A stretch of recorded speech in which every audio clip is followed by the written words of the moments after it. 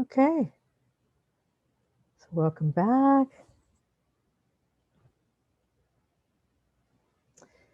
So my intention in giving this talk tonight is to connect with intention and to hopefully ignite your highest aspirations, your highest intentions, and maybe if you choose, if you feel motivated to vow to keep those as a part of an important part of your practice, right? Working on your intentions. Vow to take a vow. So intention. Intention is a really big deal in Buddhist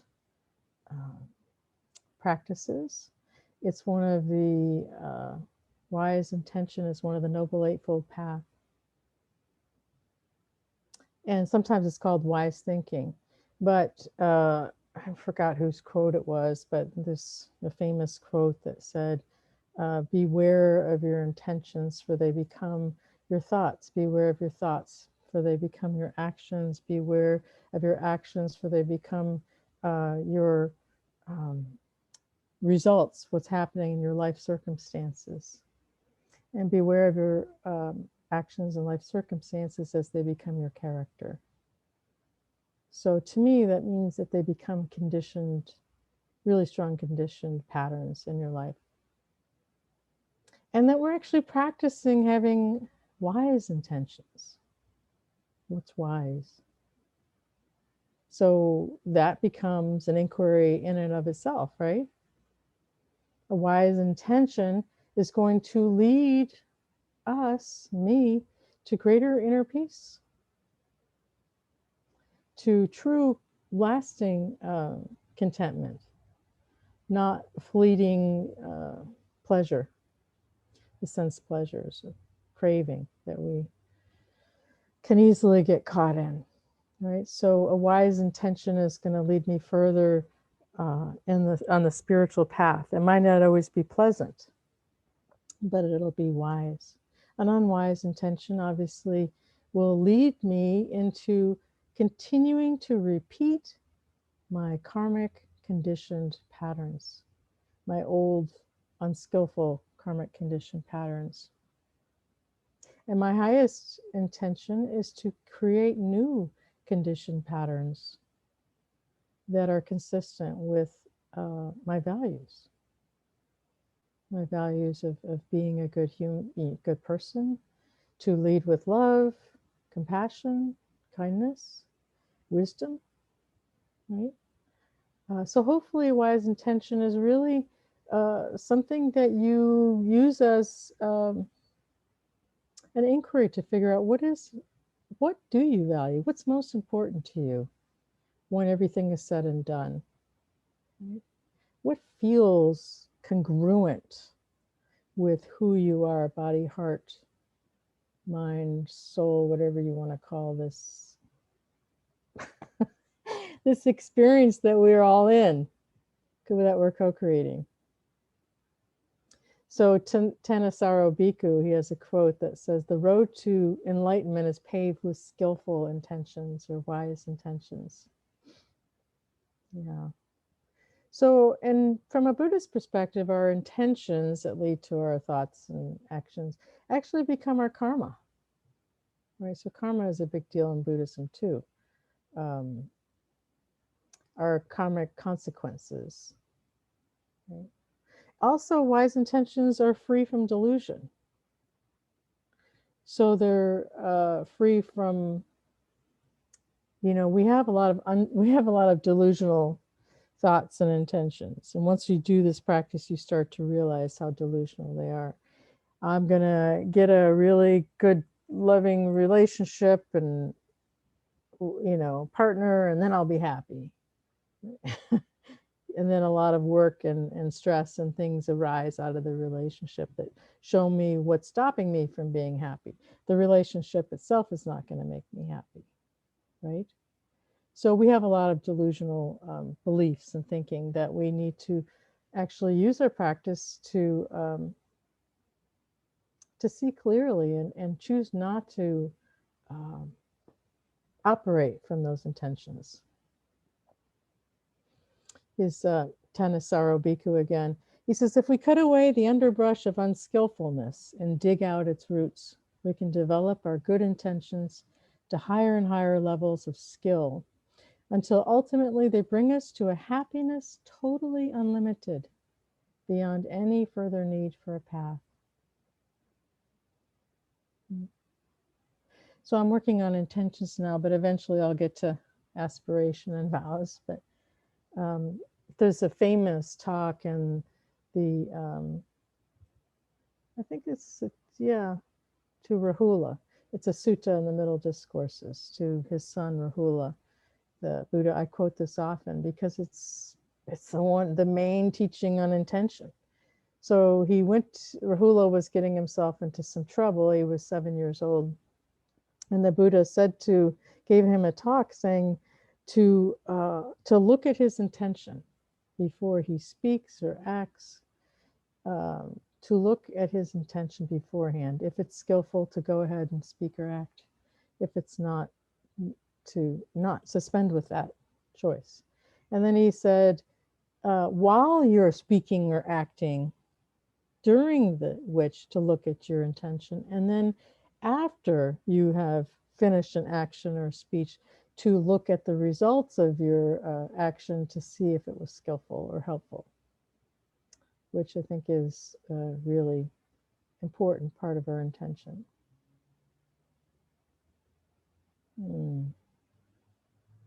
So to me, in Buddhism, intention and aspiration is used synonymously, depending on who is, taking the Pali language and putting it into English. So you can use them synonymously if you like, but I think that to me, however you choose to look at aspiration and intention, I see an intention as more situational, whereas I see aspiration having to do with my life. So what is my highest aspiration for my life? Meaning when I die, or if I'm dying on my deathbed and I'm looking back over my life, am I going to be proud and happy with how I lived my life? Did I live according to my highest aspirations, my highest values? Did I create more peace and harmony than I did pain and struggle? Right? So I have my highest aspiration for my life, and then I have intentions that I live from each day, that I try to remind myself of regularly, because intention is very powerful. Intention and aspiration are so powerful because they create a guidepost, right? And I say this often, when we go on a trip, we're not going to just get in our car usually and say, let's just drive until we get somewhere. We usually have an idea. Well, first I want to go to this city and see this special memorial or situation, and then I want to go see the mountains here or this state park there. We usually have some kind of place that we want to get to, destination. Our intentions and our aspiration point us in the direction of our destination, right? They're very powerful and they're extremely important. And we can use these in our practice.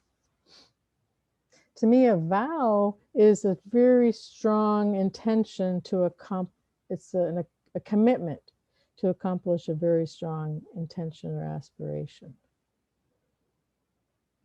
right? You may have heard the stories, but the Buddha left his son when his son was 7 days old. And he was the stories that I've read, he was staring down at his son and thinking, I don't want to bring him into this world with all the suffering in it the way it is. And then I'm going to leave and I'm going to figure out how to end his suffering.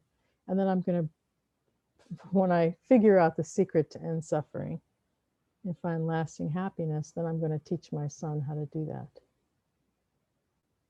So he sacrificed his short-term happiness to help his son long-term. And when his son was 7 years old, he brought his son to his order to teach him how to meditate, to teach him how to do these practices so that he could be free. And Rahula, his son, eventually did reach enlightenment, but later in his teenage years.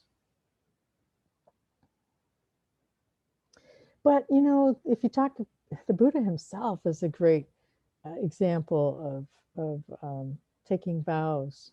He vowed to leave lay life and become a monastic, to become a spiritual wanderer until he could figure out how to rid himself of the spell of craving and wanting and seeking pleasures in hopes to be happy and then never being fully, never finding lasting happiness, right? And he's a lot of stories about how he went through that. But the day before his enlightenment, he sat down with really strong determination. Well, he sat down several days before, but he sat down and he took a vow to awaken. And basically, he said something like, gladly I would let the flesh and blood in my body dry up, leaving just the skin, tendons, and bones. But he was basically saying, I won't get up until I've attained what can be reached through human firmness, human persistence, human striving. There will be no relaxing my persistence. From this heedlessness of mine was attained awakening. From this heedfulness of mine was attained the unexcelled freedom from bondage. So that's in the Apatiwana Sutta. But basically he was saying, there won't be anything left of me. I'll be sitting, you know, just flesh and bone sitting here, but I'm not going to get up until I'm free, right? So that's a strong vow of determination, a little intense. But this vow really helped him because the night of his enlightenment, he was getting all this, you know, you may know the stories of Mara throwing all the fear and craving, lustful armies and all the, basically these are the mental defilements, right? Were being thrown at the Buddha.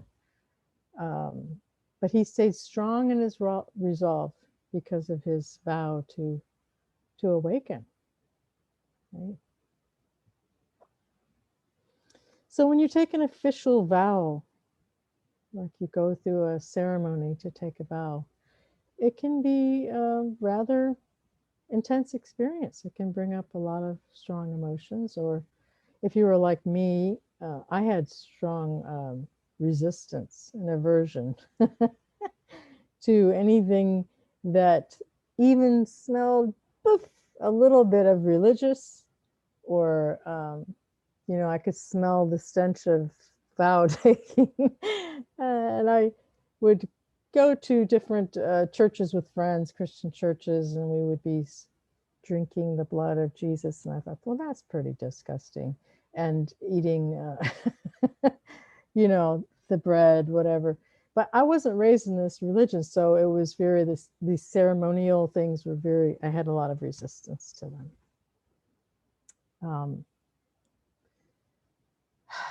But I eventually learned when I became a Buddhist monastic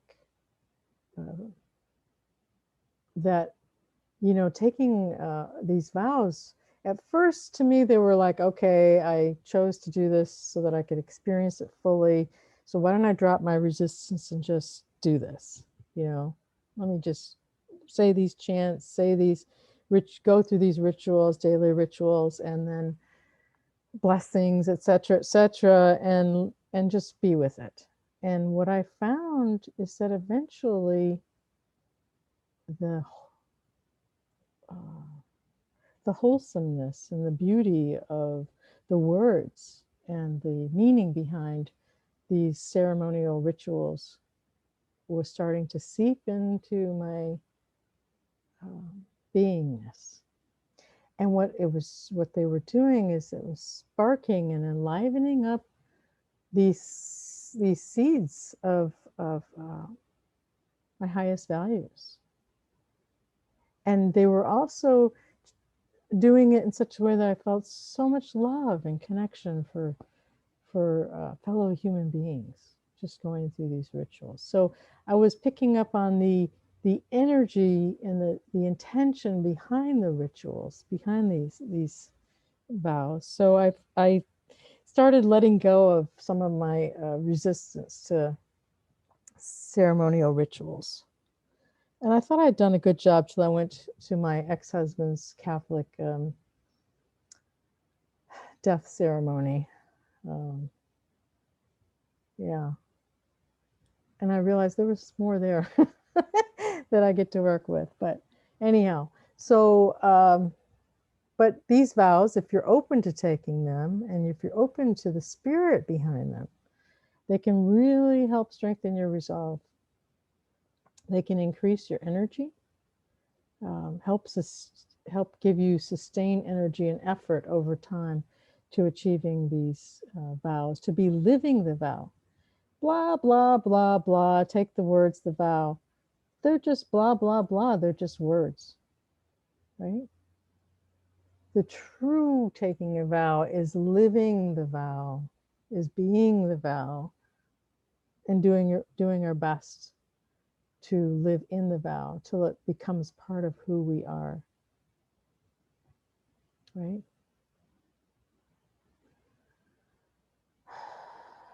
So, you may know some of my background. I had a very difficult childhood and life growing up.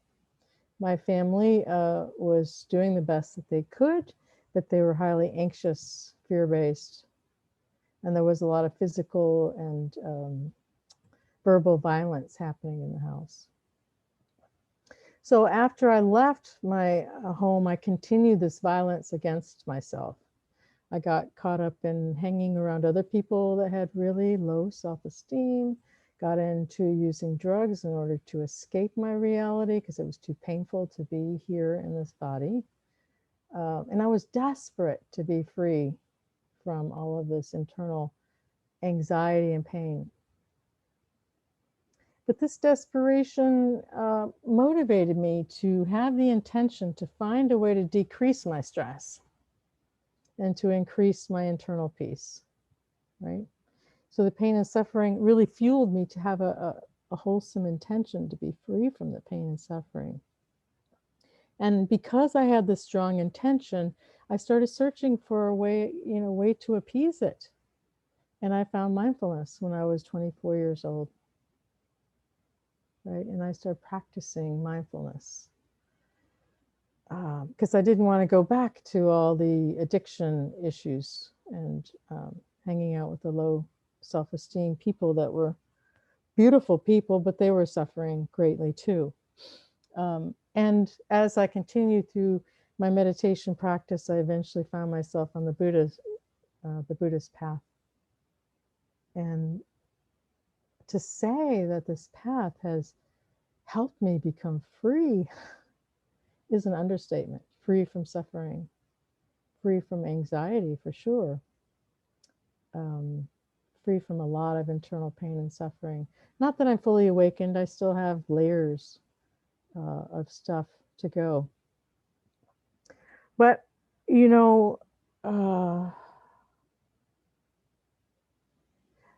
my intention has changed and yours will too. And I don't know how it'll change, but it's an evolving, breathing commitment that keeps changing as you change, right? So my intention first started to be about myself. It was about alleviating my suffering. And then as my path and practice deepened and deepened, I started feeling connected to other beings and realizing my true interconnection with all life forms. I could not only sense it, but know it. So then my intention changed to include other people, right?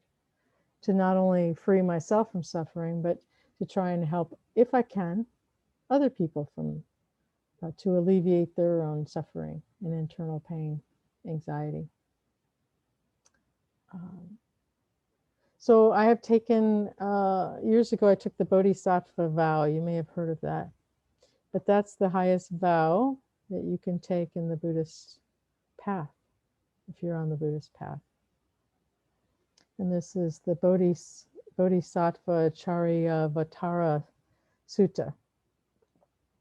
This Shanti Deva explains the vow this way. He said, just as all the previous Sugatas, that means the Buddhas, generated the mind of enlightenment and accomplished all the stages of the Bodhisattva training, so will I too, for the sake of all beings, generate the mind of enlightenment and accomplish all the stages of the Bodhisattva training. So the Bodhisattva training, for me, I saw it from the Theravada tradition. The way it's said is, I will become enlightened.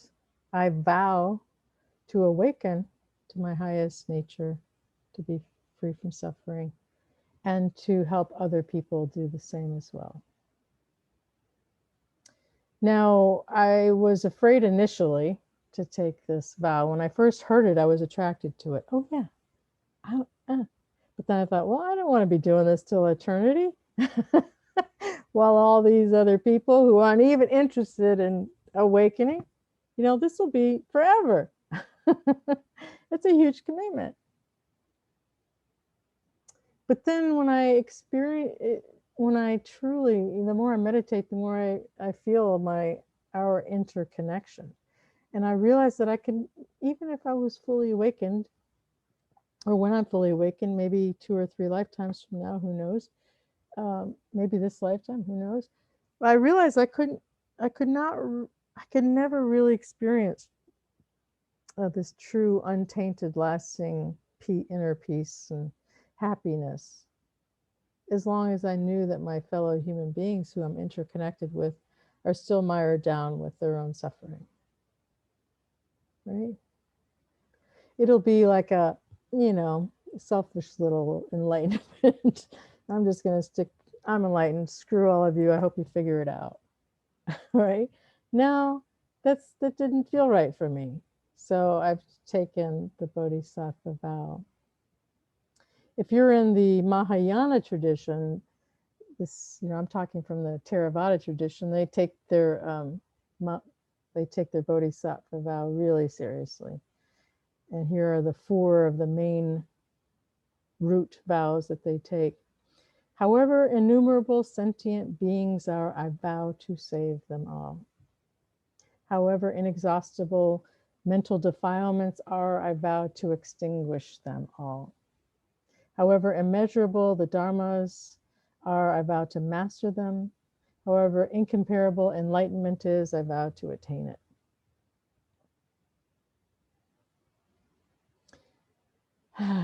So there are so many vows in Buddhist path and Buddhist practice.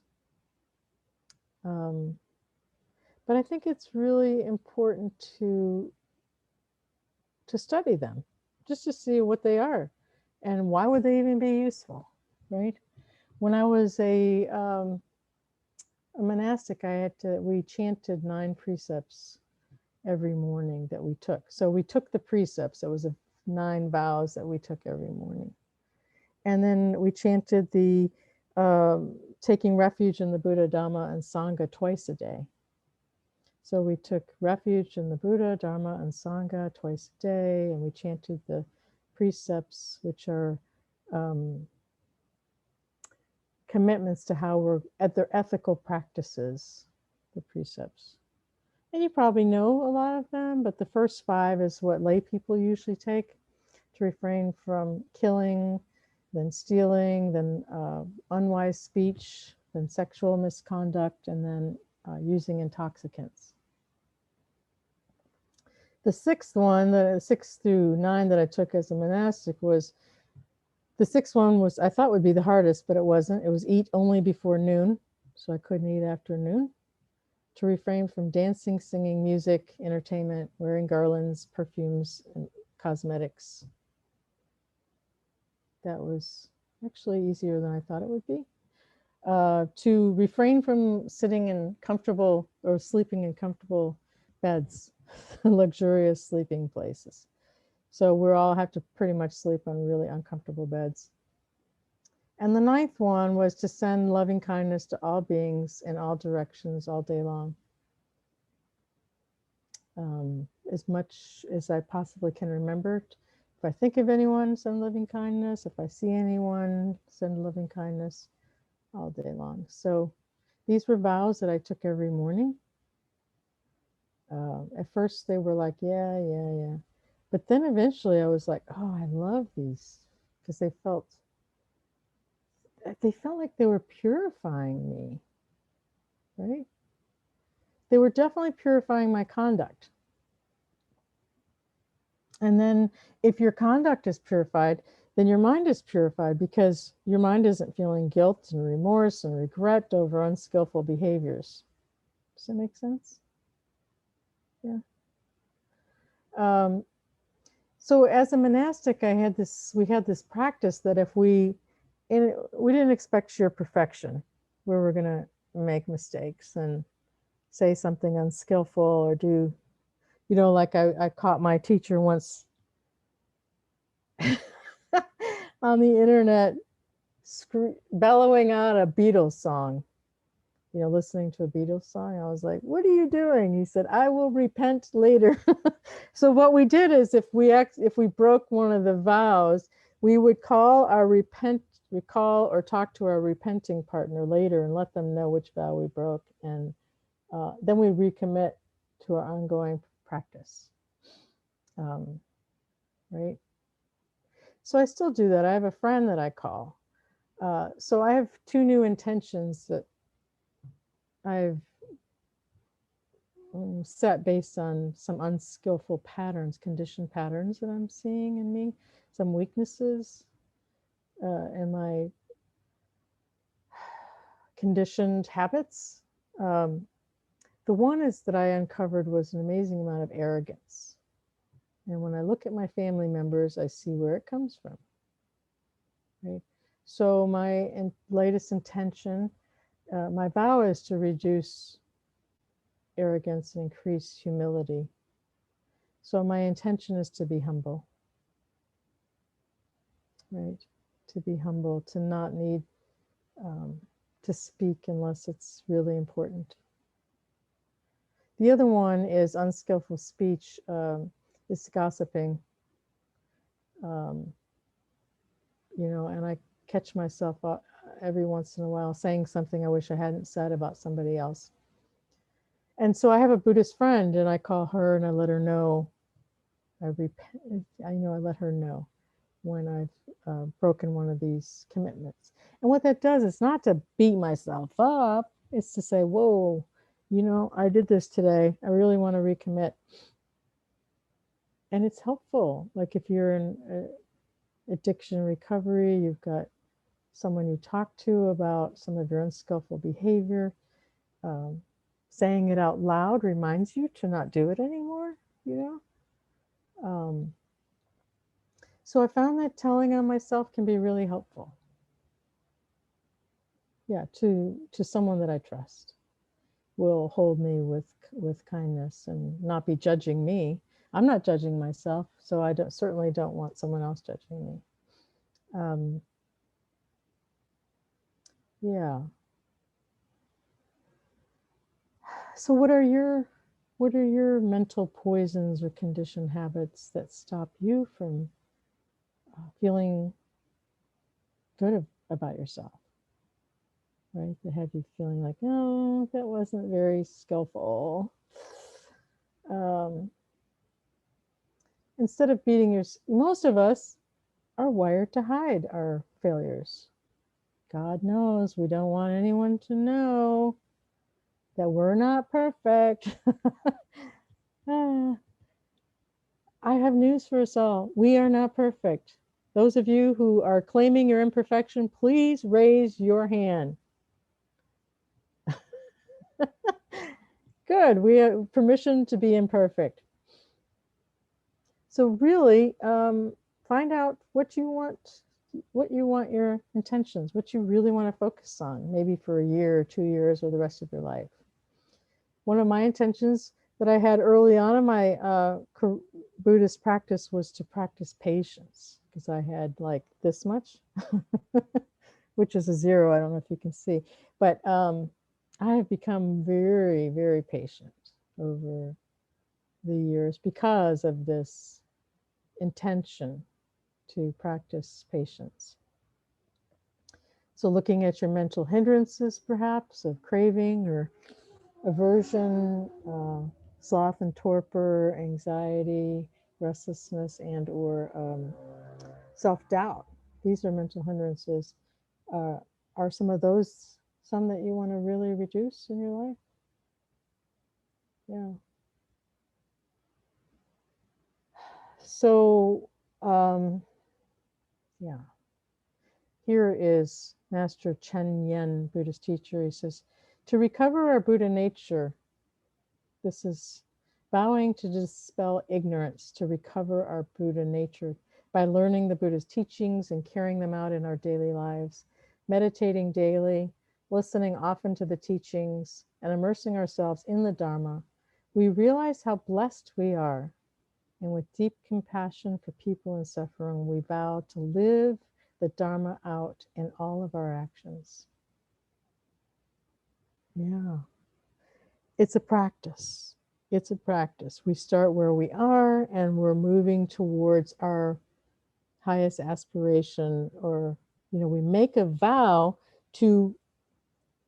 for our highest aspiration, and then we take whatever actions we need to work in that direction. We're going to mess up once in a while, but we'll eventually be moving. So we have to remind ourselves often of our highest intentions, and we might want to take the daily vow. You might want to write your vow down, your highest aspirations, however you want to.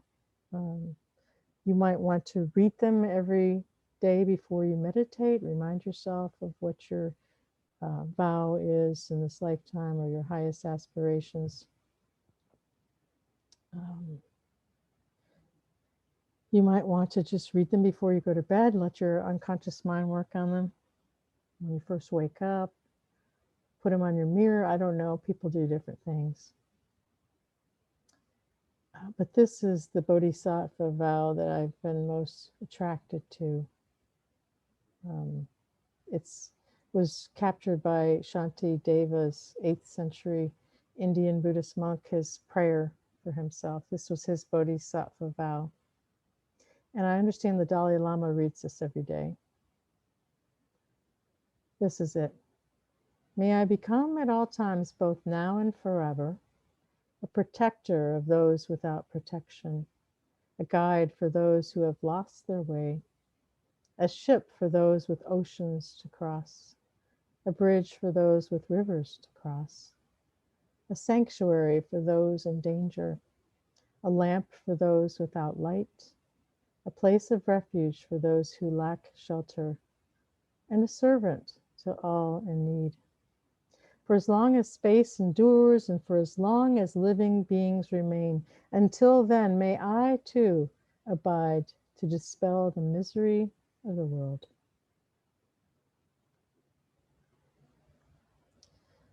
So, thank you for your kind and committed listening.